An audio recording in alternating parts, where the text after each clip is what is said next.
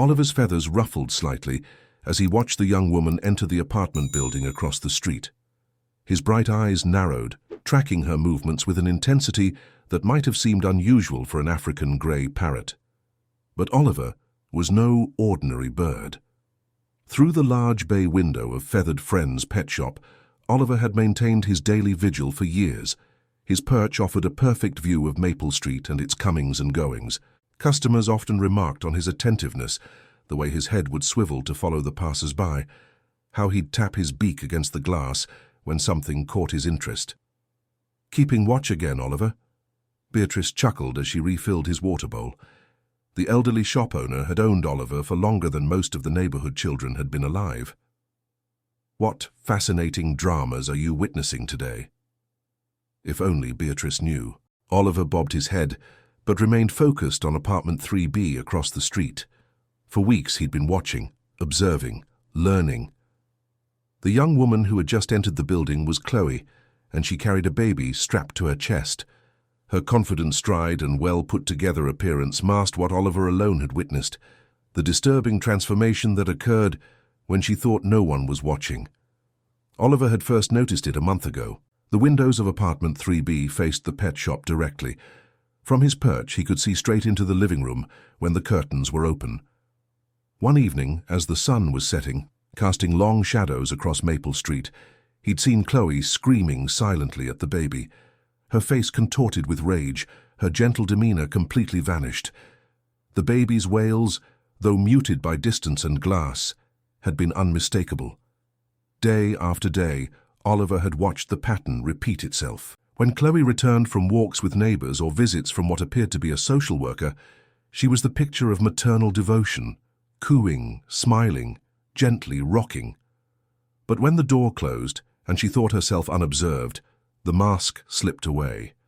The parrot had tried to alert Beatrice in the only way he knew how. "Baby crying," he'd squawked repeatedly, a phrase he'd never been taught. "Help, baby." But Beatrice, though fond of Oliver, had simply remarked on his expanding vocabulary. "You must have heard that from a customer," she'd said, scratching his head affectionately. "Such a clever boy." Oliver had grown increasingly agitated as the weeks passed. He'd witnessed Chloe shaking the baby roughly when it wouldn't stop crying. He'd seen her leave the infant alone for hours while she disappeared into another room. Most recently, he'd observed her holding her hand over the baby's face for terrifying seconds before finally pulling away. What made it worse was that no one else seemed to notice. Chloe had cultivated a perfect image in the neighborhood, the beautiful, devoted single mother struggling bravely against the odds. People brought her meals and offered babysitting. The social worker who visited weekly always left smiling. Only Oliver knew the truth, and his warnings went unheeded. Today, though, something was different. As Chloe entered the building, Oliver had noticed a peculiar stillness about her. The baby hadn't moved or made a sound the entire time, strapped tightly to her chest. Something was wrong. Oliver could sense it. Across the street at that very moment, Raymond Parks was unloading groceries from his car. A recent transplant to the neighborhood, the tall, well-built man had visited the pet shop several times, drawn by Oliver's intelligence. Unlike most customers who treated Oliver as a novelty, Raymond had seemed genuinely interested in the parrot's capabilities. He'd spoken to Oliver at length about his previous work as an emergency paramedic before opening his current physical therapy practice. Oliver made a split-second decision. He began screeching at a volume that made everyone in the shop jump. Help, baby, now, now!" The shrieking was so insistent, so desperate, that Beatrice rushed over in alarm. "Oliver, what on earth?" But Oliver wouldn't stop. He flapped his wings violently, continuing his frantic cries. "Help, baby! 3B, 3B, help, baby!" Raymond, who had been examining dog leashes near the window, approached Oliver's cage with a furrowed brow. "Did he just say 3B?" he asked Beatrice. Beatrice nodded, bewildered. "He's never done anything like this before. I don't know what's gotten into him." "Help, baby, 3B. No breathing," Oliver continued, his voice growing hoarse from the effort. Raymond's professional instincts kicked in immediately. "That's the apartment right across the street, isn't it?" Without waiting for an answer, he was already moving toward the door. I'm going to check it out. Something's not right. Beatrice hesitated only a moment before following him. I'm coming with you. Oliver's never acted like this. As they crossed the street, Oliver watched through the window, his heart racing beneath his feathers. Would they understand? Would they get there in time? Inside apartment 3B, the scene that greeted Raymond and Beatrice confirmed Oliver's worst fears. Chloe sat on the couch staring blankly at the wall, while the baby lay motionless on a changing table, lips tinged an alarming shade of blue. Raymond's training took over instantly. He rushed to the infant, checked for breathing, and immediately began CPR with gentle compressions and tiny rescue breaths. "Call 911!" he barked at Beatrice, who already had her phone out. Chloe didn't resist or react, as Beatrice pulled her away from the couch. She seemed almost relieved, as though a great burden had been lifted from her shoulders. "I couldn't do it anymore," she whispered, her voice eerily calm. "I thought I could love him, but I can't. I just can't."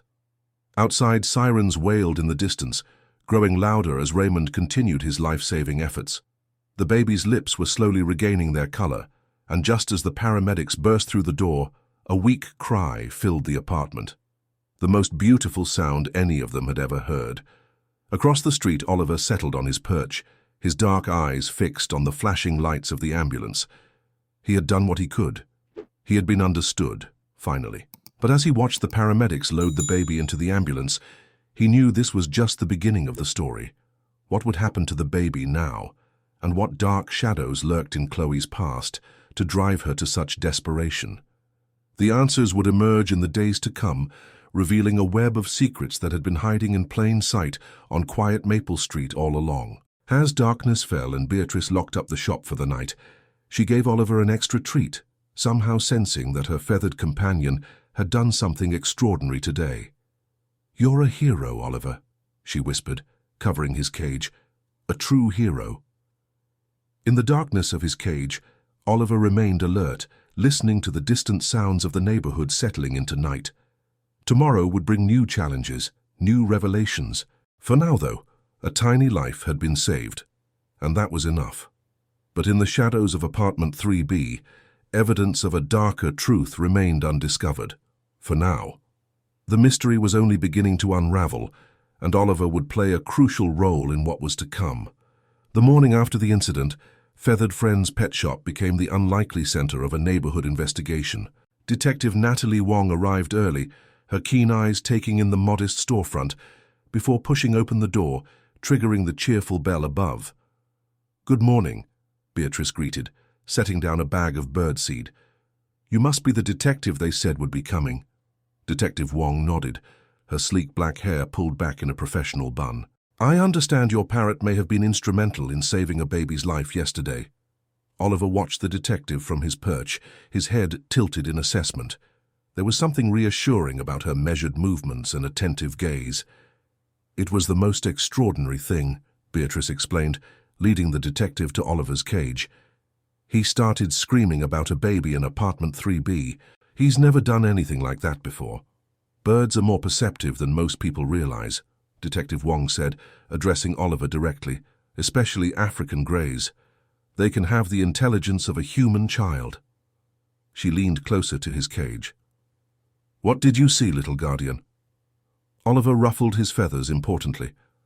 "Baby crying, many days, mama angry, baby quiet." The detective's eyebrows shot up. "How long has he been saying these things?" "He started several weeks ago with baby crying, but I thought he'd picked it up from customers," Beatrice admitted, looking troubled. "I never imagined." "I'd like to review any security footage you might have of the street," Detective Wong said, "and I'd like to talk to the man who went with you to the apartment. Raymond, he's actually due to stop by this morning, said he wanted to check on Oliver." As if on cue, the shop bell jingled again and Raymond entered. The morning light accentuated his strong features and the touch of silver at his temples. His eyes immediately went to Oliver's cage. "How's our hero today?" he asked, approaching the parrot with genuine admiration. Detective Wong introduced herself, and the three gathered at the small break table in the back of the shop. Oliver's cage was moved closer at the detective's request. "The baby is stable," Detective Wong informed them. "His name is Noah. The doctors found evidence of previous injuries in various stages of healing. Beatrice gasped softly, her hand covering her mouth. "What about Chloe?" Raymond asked, his expression darkening. "Ms. Vanders is currently under psychiatric evaluation. She's been cooperative but detached." The detective opened her notebook. "I need to understand exactly what prompted you both to check on that apartment yesterday." As Raymond recounted how Oliver's frantic cries had spurred them to action, Detective Wong watched the parrot intently. "You mentioned he specifically said 3B and no breathing. Those are complex concepts for a bird." Beatrice nodded firmly. "I've owned Oliver for years, and he's exceptionally intelligent, but this was different. It was like he was desperate to communicate something specific." Detective Wong turned to Oliver. "Can you tell us more about what you saw at the window across the street?"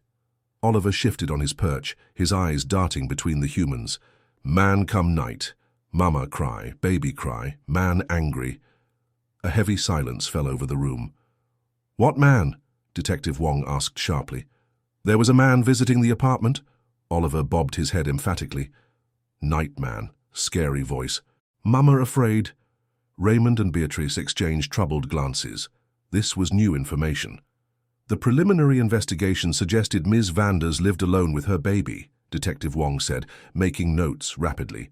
"No partner or regular visitors were mentioned." "Could Oliver have seen someone else?" Raymond suggested. "Maybe a neighbor or delivery person." Oliver squawked indignantly. "Night man, hurt mama, mama hurt baby." The detective studied Oliver thoughtfully. "I'm going to need to review all available footage of that apartment building, and I'll need statements from everyone in the neighborhood who interacted with Ms. Vanders." As Detective Wong prepared to leave, she paused by Oliver's cage. "You're quite extraordinary," she told him softly. "Thank you for what you did." After she departed, Beatrice turned to Raymond with troubled eyes. "I can't stop thinking about that poor baby. All those weeks, and I never realized what Oliver was trying to tell me." "Don't blame yourself," Raymond consoled her. "The important thing is that Noah is safe now." Oliver watched them from his perch, knowing there was still more to the story, much more. The nightman hadn't been a one-time visitor. He'd come regularly, always after dark, always making Chloe cry. And there had been other things Oliver had noticed but couldn't express. Papers exchanged heated whispers, and once a small package that Chloe had hidden in a vent when the social worker was due to visit. If only he could make them understand the full picture. Later that afternoon, Detective Wong returned with news. "We've identified a person of interest," she informed Beatrice and Raymond, who had stayed to help around the shop. "The building's security cameras captured a man visiting apartment 3B several times over the past month, always after 9 p.m. "The night man," Beatrice whispered, glancing at Oliver. "We're working to identify him, but he seems to know the camera locations. He keeps his face averted." The detective hesitated. "There's something else. We found a significant amount of cash hidden in the apartment, along with evidence suggesting Ms. Vanders was involved in something illegal." "What kind of illegal activity?" Raymond asked. "We're not sure yet, but there were multiple burner phones and what appears to be a coded ledger."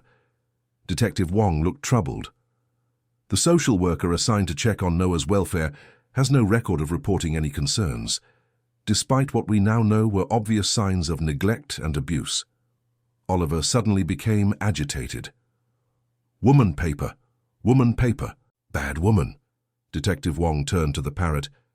"What women's paper, Oliver? Can you tell us more?" "Social paper, money box." Oliver hopped excitedly on his perch. The detective's eyes narrowed. "Is he suggesting the social worker was taking bribes?" Beatrice looked horrified. "Surely not. Irina has been with family services for years. Everyone trusts her." "Irina Petrov?" Detective Wong asked sharply. Beatrice nodded. "She visits several families in the neighborhood. She always stops in for tea after her rounds. Says our shop is her little oasis." Detective Wong pulled out her phone and showed them a photograph. "Is this her?" "Yes, that's Irina. Why?" "Because Ms. Vanders just identified her as the person who introduced her to the man we're looking for." Detective Wong's expression was grim. "And she's not answering her phone or reporting for work today." The implications hung heavily in the air. If Irina was involved in whatever was happening with Chloe and the mysterious night visitor, how many other vulnerable families might be affected? "I need to see any security footage you have of Irina visiting your shop," Detective Wong said urgently. "And I need to know every detail you can remember about her conversations, especially any mentions of other families or children she works with." As Beatrice led the detective to the shop's modest security system, Raymond approached Oliver's cage. "You've been trying to tell us about all of this, haven't you?" he said quietly. Oliver eyed him solemnly. "Many babies, many mamas, sad eyes." Raymond felt a chill run through him. "Are you saying there are other mothers and babies in trouble, like Chloe and Noah?" Oliver bobbed his head emphatically. The revelation spurred Raymond into action. He joined Beatrice and Detective Wong at the security monitor, relaying what Oliver had suggested. "It's possible," Detective Wong admitted, reviewing the footage of Irina's visits to the shop. "If Petrov is compromised, all of her cases would need to be reviewed immediately." On the screen, they watched Irina entering the shop multiple times over the past months. She always spent time near Oliver's cage, often speaking on her phone while petting him absently. "Wait," Beatrice said suddenly. "Play that back." The footage showed Irina lingering by Oliver's cage, typing something into her phone, then angling the screen toward Oliver briefly, before putting it away. "She did that every time she visited," Beatrice recalled. "I thought she was just showing him photos."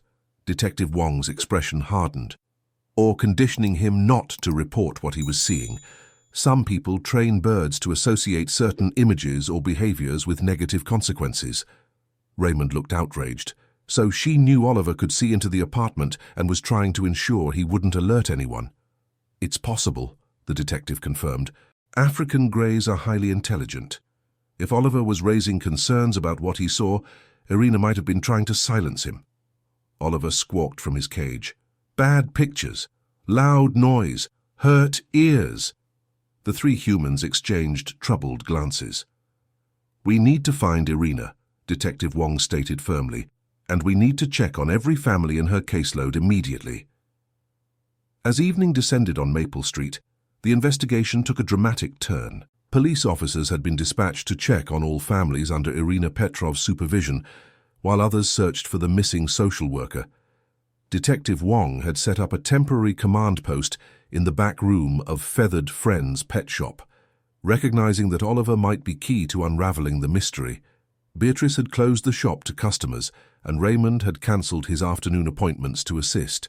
6 families visited so far, all seemingly fine, Detective Wong reported, hanging up her phone.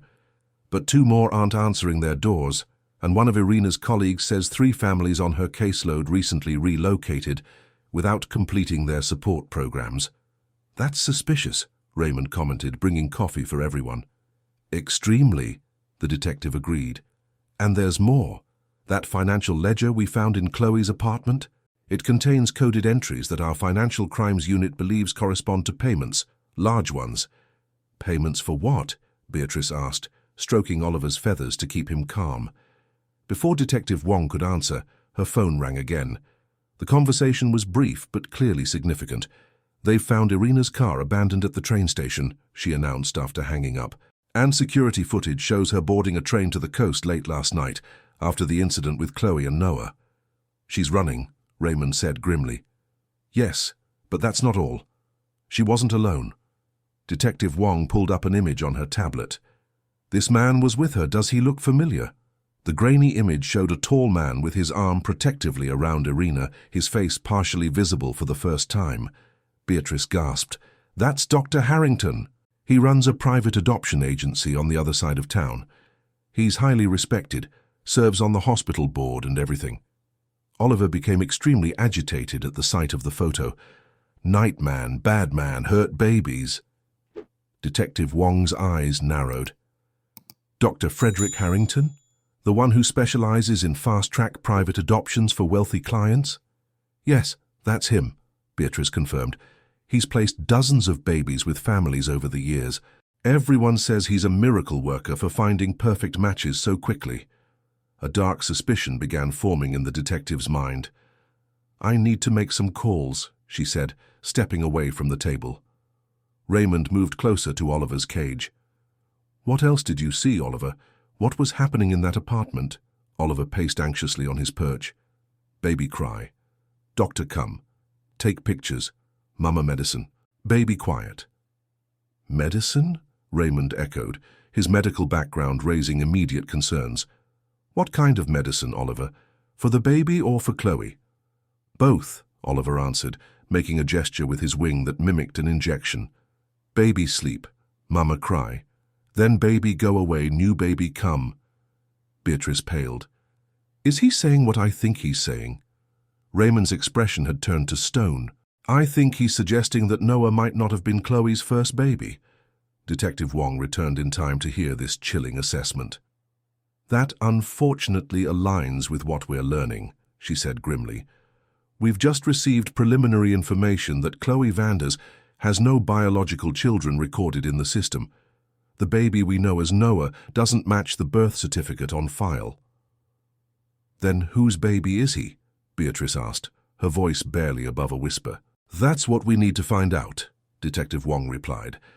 And I think we need to take a much closer look at Dr. Harrington's adoption agency. As night fell, the pieces of the puzzle were beginning to connect in disturbing ways. The detectives' team had discovered that 3 of the families who had relocated from Irina's caseload had something in common. All had newborn babies, all were struggling financially, and all had reportedly left for better opportunities arranged by a benefactor. I think we're looking at a highly sophisticated illegal adoption operation, Detective Wong explained to Beatrice and Raymond. Vulnerable mothers identified by Irina, perhaps pressured or paid to give up their babies. Dr. Harrington then arranges private adoptions to wealthy clients, willing to pay premium prices to skip the usual waiting periods and background checks. But where does Chloe fit in? Raymond asked, struggling to make sense of it all.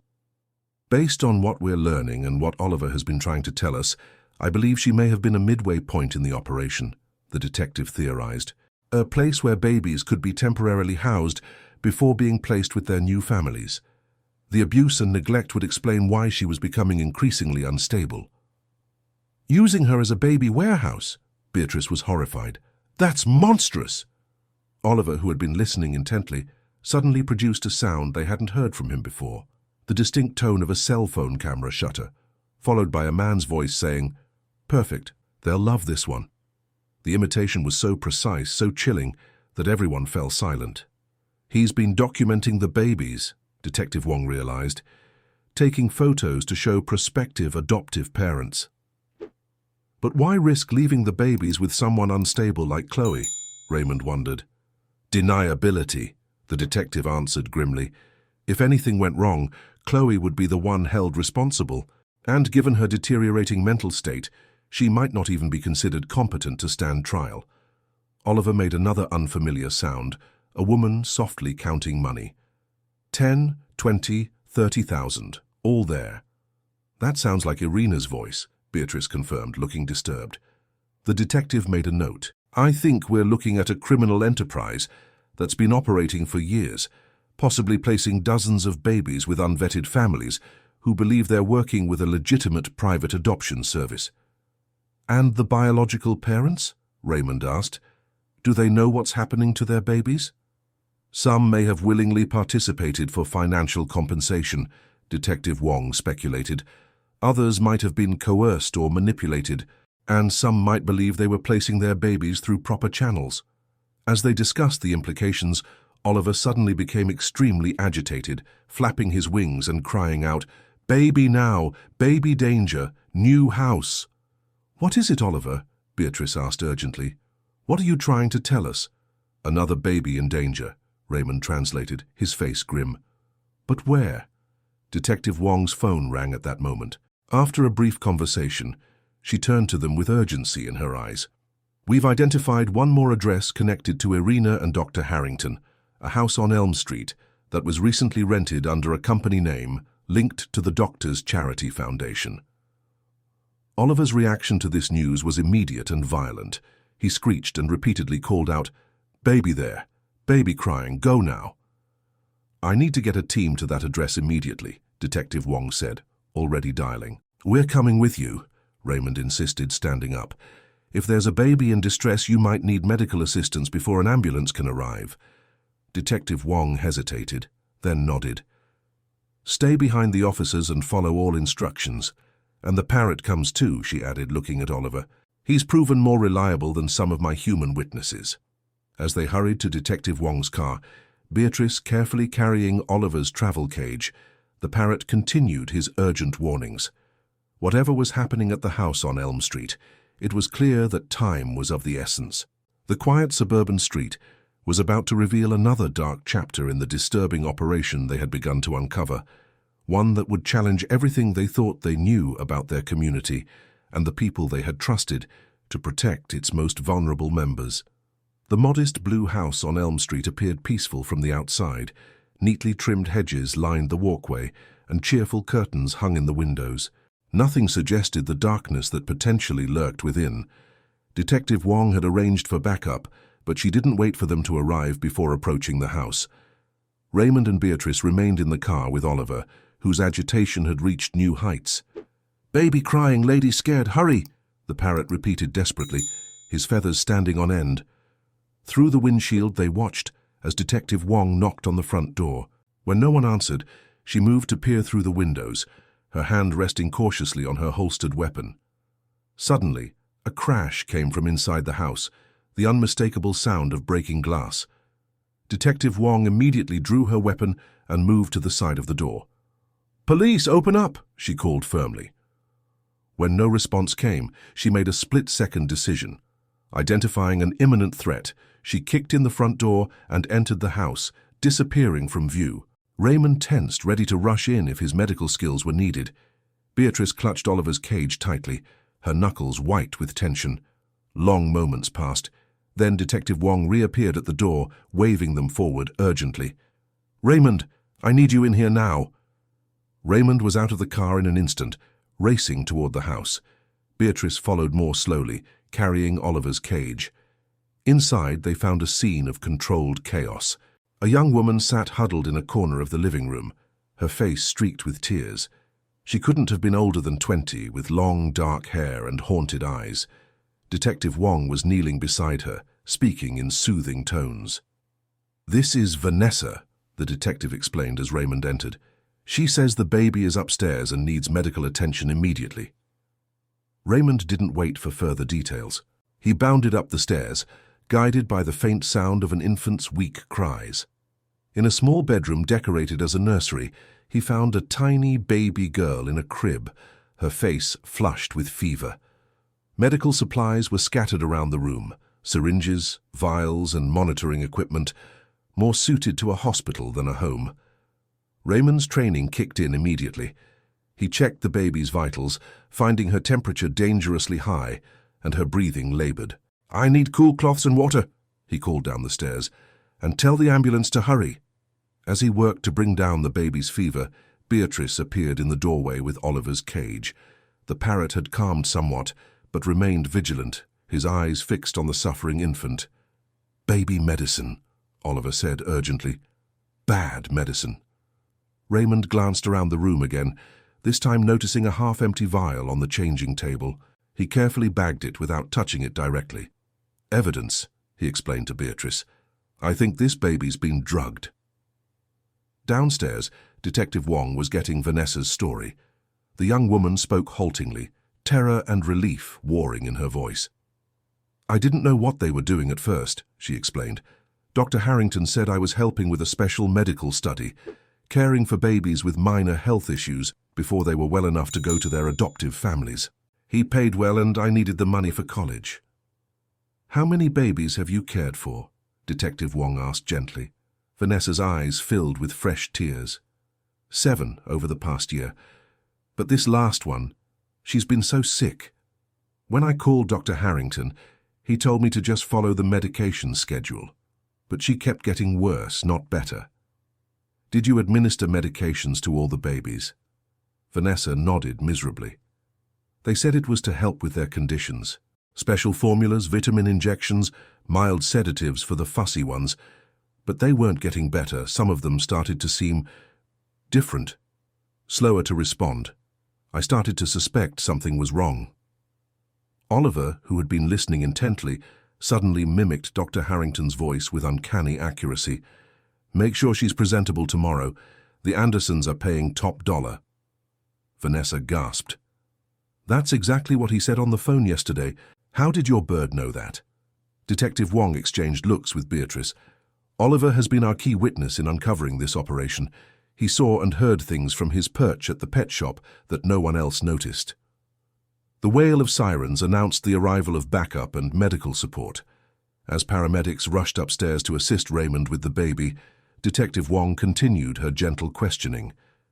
"Do you know where the babies came from, Vanessa?" The young woman shook her head. "Dr. Harrington would just bring them here, with some paperwork that looked official. He said they were all legal surrenders from mothers who couldn't care for them, waiting for their forever homes." "And you never saw any of the biological parents?" "No, never. Just Dr. Harrington and sometimes Ms. Petrov, the social worker." Vanessa hesitated. "But last week I overheard them arguing. Ms. Petrov was saying something about a mother who was asking too many questions about where her baby had gone. Dr. Harrington told her to handle it, or they'd lose everything." This confirmed the detective's worst fears. At least some of the biological parents had no idea what had really happened to their children. The paramedics came downstairs with the baby securely strapped to a stretcher, Raymond following closely behind. "She's stabilizing, but she needs hospital care immediately," he reported. "I found evidence of regular injections, possibly sedatives or worse."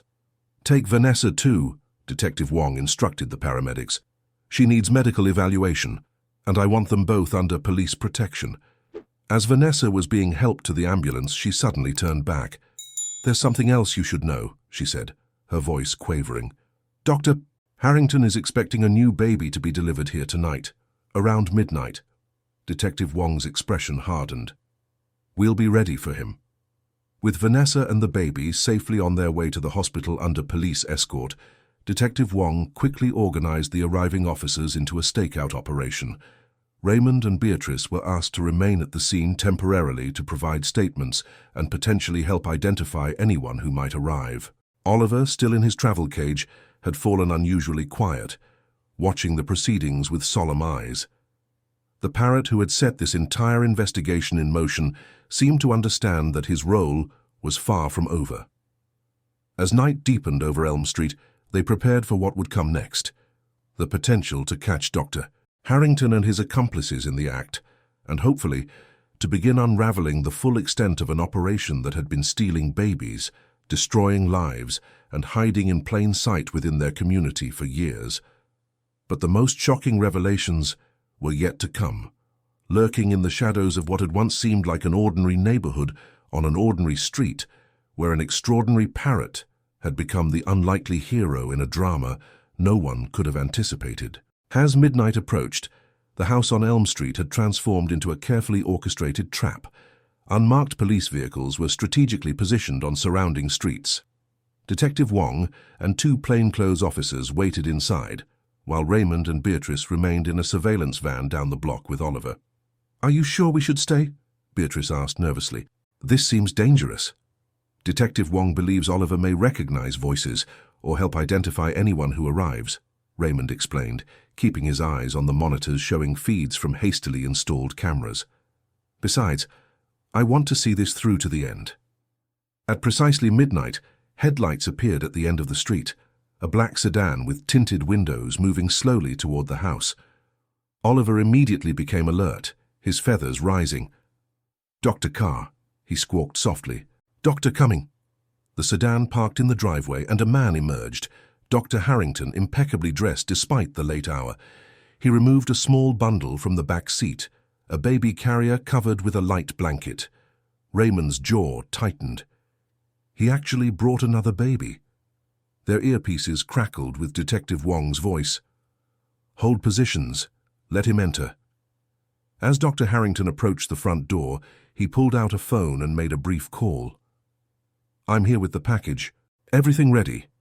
Inside the house, Detective Wong signaled to her officers to prepare. When Dr. Harrington used his key to enter, they waited until he had fully closed the door behind him before making their move. "Police! Frederick Harrington! "You're under arrest."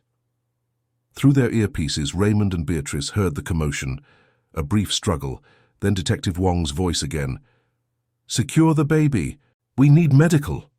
Raymond was already moving, medical bag in hand, racing toward the house with Beatrice following behind, carrying Oliver in his travel cage. Inside, they found Dr. Harrington handcuffed on the floor, his expression a mixture of shock and calculated coldness. The baby, a newborn girl barely a week old, appeared unharmed, but was immediately taken by Raymond for evaluation. "She seems fine," he reported with relief. "No signs of sedation or neglect yet?" Dr. Harrington's eyes narrowed at the sight of Oliver in his cage. "The parrot," he spat. "I always told Irina those cameras in the shop were a liability." Oliver squawked back defiantly. "Bad doctor, hurt babies." Detective Wong seized the doctor's phone, which was still connected to an active call. "Who were you speaking with just now, Dr. Harrington?" But the person on the other end had already disconnected. "You're too late," Dr. Harrington said with disturbing calm. "Irina is already overseas with all our documentation, and the Andersons have already paid $200,000 for this baby. They'll be quite disappointed." "The Andersons?" Detective Wong pressed.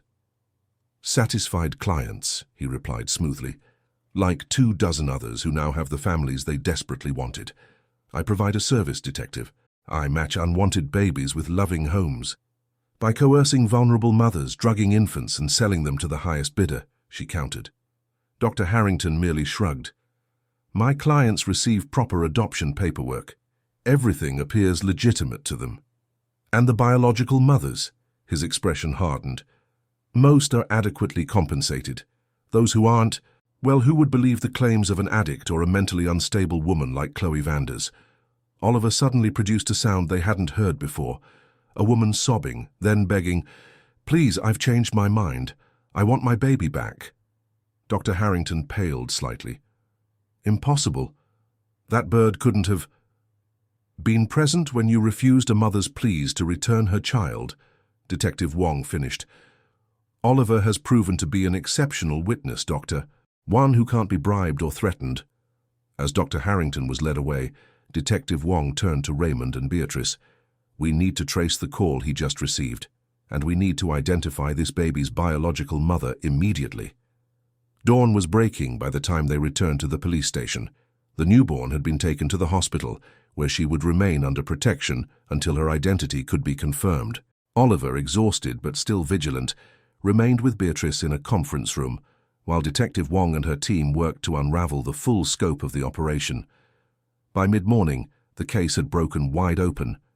Irina Petrov had been apprehended at an international airport, attempting to board a flight with falsified documents. The call to Dr. Harrington had come from a burner phone in her possession. More shocking was the discovery on Dr. Harrington's encrypted laptop, detailed records of over 30 babies processed through his network in the past 3 years.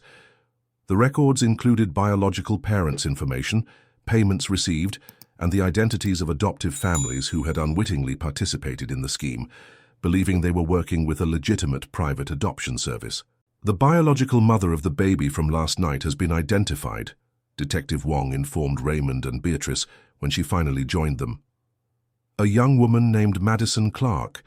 She was told her baby died shortly after birth, but Dr. Harrington had actually taken the infant directly from the hospital." "That's monstrous," Beatrice whispered. "She's on her way to the hospital now for a DNA test, but we're confident it's her child." The detective looked exhausted but satisfied. "We've also identified Noah's biological mother. She was told he had been legally adopted when she signed what she thought were temporary custody papers while undergoing treatment for postpartum depression." "Will she get him back?" Raymond asked. "That will be for family court to decide, but yes, likely she will." Detective Wong's expression softened. "We're also working to contact all the adoptive families. It's complicated. Many of them had no idea the adoptions were illegal." Oliver, who had been quietly listening, suddenly spoke. "Baby's safe now?" The simple question brought tears to Beatrice's eyes. "Yes, Oliver. The babies are safe now, thanks to you." The following weeks brought rapid developments. Dr. Harrington and Irina were charged with multiple counts of kidnapping, fraud, and child endangerment. Chloe Vanders was placed in a psychiatric facility where doctors determined she had been heavily medicated by Dr. Harrington to ensure her compliance while caring for the trafficked infants. Vanessa, the young woman from the house on Elm Street, provided crucial testimony about the operation's day-to-day functioning, having kept secret records of her own when she began to suspect something was wrong. She would receive immunity in exchange for her cooperation. The most heart-wrenching scenes came as biological mothers were reunited with babies they thought they had lost forever. Madison Clark's reunion with her newborn daughter, now named Hope, made headlines nationwide. Noah's biological mother, after her identity was confirmed, began a supervised reunification process, working closely with child welfare services. For the adoptive families who had unknowingly participated in the illegal scheme, the situation was painful and complex. Some children had been with their adoptive families for years, forming deep bonds. Each case would be evaluated individually, with the children's best interests at the center of all decisions. Through it all, Oliver became something of a local celebrity. The parrot who had blown open a baby trafficking ring with his vigilant observations and remarkable communication skills had captured the public's imagination. Feathered Friends Pet Shop found itself flooded with visitors hoping to meet the heroic bird. Beatrice, initially overwhelmed by the attention, eventually embraced Oliver's newfound fame, using it to educate people about the intelligence and sensitivity of birds and the importance of taking animal communication seriously. Raymond, whose quick medical intervention had saved at least 2 infants during the investigation, found himself drawn back to emergency medicine. He began volunteering at a clinic for underserved mothers and children, often bringing stories back to share with Beatrice and Oliver during his regular visits to the shop. Detective Wong's career received a significant boost from solving such a high-profile case. She made a point of stopping by the pet shop weekly, often bringing treats for Oliver and updates on the ongoing legal proceedings. One sunny afternoon, several months after the arrests, a special visitor arrived at the shop. Madison Clark and baby Hope, now thriving under her mother's care. "I wanted to thank Oliver personally," Madison explained, her eyes bright with emotion. "Without him, I might never have found my daughter." Beatrice carefully supervised as Madison held Hope up to Oliver's cage. The parrot regarded the healthy, smiling baby with his intelligent eyes, then gently said, "Baby happy now. Mama happy." Madison wiped away tears. "Yes, we are, thanks to you." As they were leaving, Detective Wong arrived with news. "The last of the court cases has been resolved," she told them. "All the affected children have either been returned to their biological families, or in cases where that wasn't possible, arrangements have been made for legal adoptions, with careful oversight." "And Dr. Harrington?" Raymond asked. 25 years, no possibility of parole," the detective replied with satisfaction. "Irina received 15 years. Neither will work with children or in healthcare ever again." Beatrice sighed with relief. "It's finally over, then?" "Yes and no," Detective Wong said thoughtfully. "The immediate danger is past, but this case has exposed serious vulnerabilities in our family services and adoption systems. There's much work still to be done."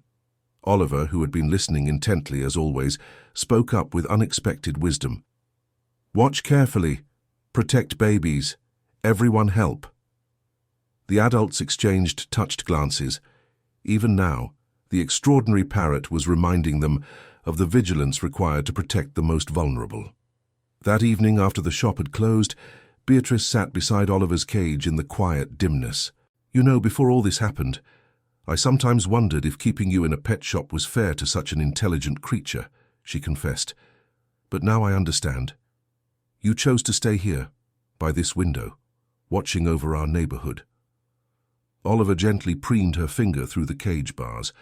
"Family," he said simply. "Protect family." Beatrice smiled. "Yes, that's what we all are now, isn't it? A family, brought together by extraordinary circumstances."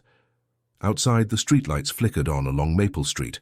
Through the window, they could see Raymond approaching for his evening visit, carrying takeout bags. Detective Wong's car was parked nearby. She would be joining them for their now traditional Friday dinner. In the month since the case had broken, these three humans and one remarkable parrot had formed an unshakable bond. They had witnessed darkness together, but had also been part of bringing justice and healing to families torn apart by cruelty and greed. Oliver settled comfortably on his perch, his watchful gaze still occasionally turning to the window. The neighborhood was peaceful now, the children safe, but the vigilant guardian remained ready, just in case his extraordinary perception and courage were ever needed again.